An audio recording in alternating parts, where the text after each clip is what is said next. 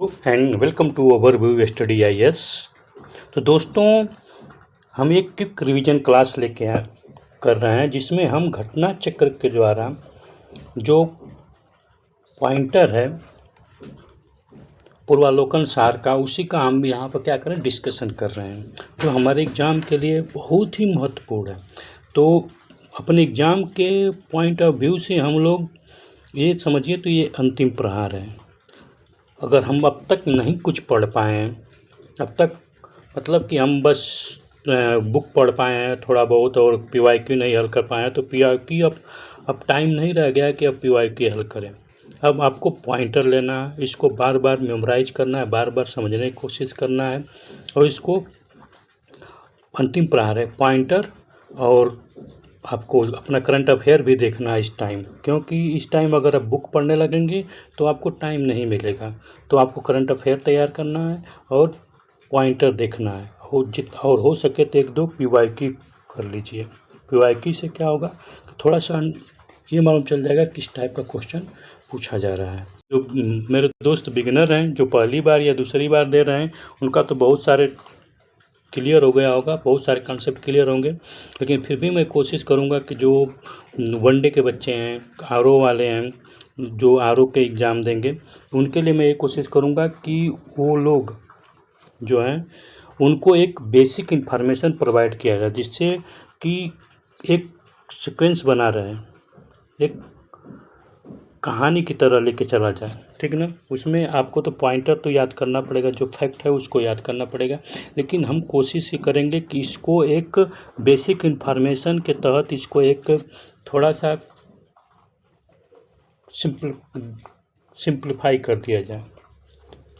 तो हमारे आने वाला एग्ज़ाम जितने भी हैं सब में ये काम आएगा, जो कि 9 सितंबर से हम शुरू किए हैं। तो ये हम लोग का पहला लेक्चर पॉलिटी के लिए होगा। बाकी हिस्ट्री का तो चल रहा है, हिस्ट्री का भी आप देखते रहिए, ठीक ना। तो हम लोग पॉलिटी का शुरू करेंगे। ये पॉलिटी का है, तो पॉलिटी पॉइंटर है, ठीक ना। तो इसमें देखते हैं कि इसके इंडेक्स में क्या क्या दिया है। तो इंडेक्स में हम देखते हैं तो सेम वही जो सिलेबस में है, ठीक ना।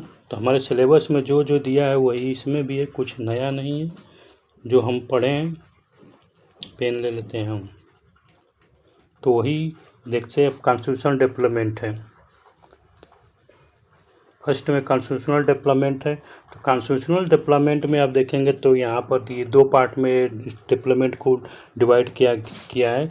तो हम जब लक्ष्मीकांत पढ़ते हैं या कोई और भी बुक पढ़ते हैं तो उसमें भी है। ये पहले ब्रिटिश इंडिया कंपनी के द्वारा पास किया गया, और उसके बाद ब्रिटिश क्राउन के द्वारा, क्वीन के द्वारा पास किया गया, ठीक।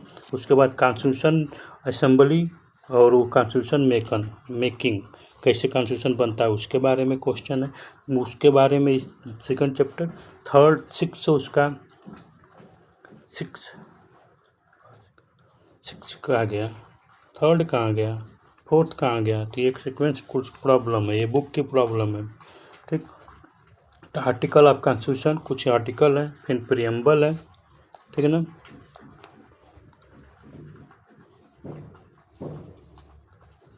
फिर उसके बाद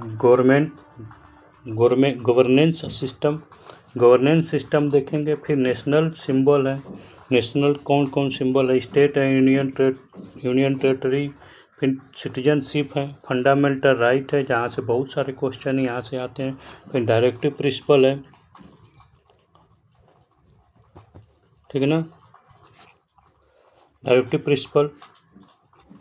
डायरेक्टिव प्रिंसिपल को हम देखें, फंडामेंटल ड्यूटी है, प्रेसिडेंट है, फिर वाइस प्रेसिडेंट, काउंसिल, यानी सब वही जो हम लोग लक्ष्मीकांत में पढ़े हैं, चाहे और किसी भी बुक में पढ़े हैं।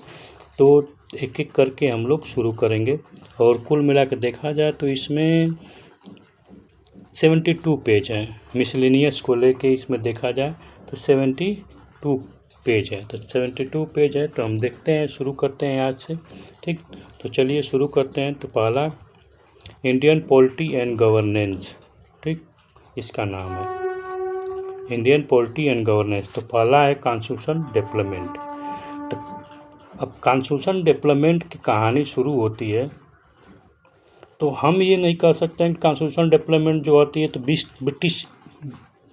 ब्रिटिश इन पार्लियामेंट जो है वहाँ से ईस्ट इंडिया कंपनी के आने से।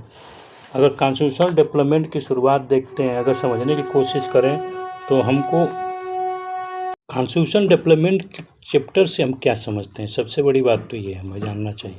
तो यहाँ पर अगर हम ध्यान दें तो कॉन्स्टिट्यूशनल डेवलपमेंट की बात करें, यानी कॉन्स्टिट्यूशन कैसे डेवलप किया गया इंडिया में, ठीक, तो उस पर जितने क्वेश्चन बनेगा। तो अब सबसे समझिए कि यहाँ पर जब आते हैं ब्रिटिश इंडिया कंपनी 1600 BC में आती हैं, ठीक, इतना तो सबको मालूम है। 1608 से उनको अपना ट्रेड करने के लिए जाती हैं औरंगजेब के पास, ठीक। पहले तो मुग़ल एम्पायर के पास जाती है। मुग़ल एम्पायर ही अपना समझिए कि अपना रहता है उस टाइम का 1707 तक रहता है। तो 1707 तक तो ये कुछ नहीं करते हैं, अब देखेंगे तो। लेकिन यहाँ पर कहानी बदलती है प्लासी के युद्ध से। कहाँ से? प्लासी के युद्ध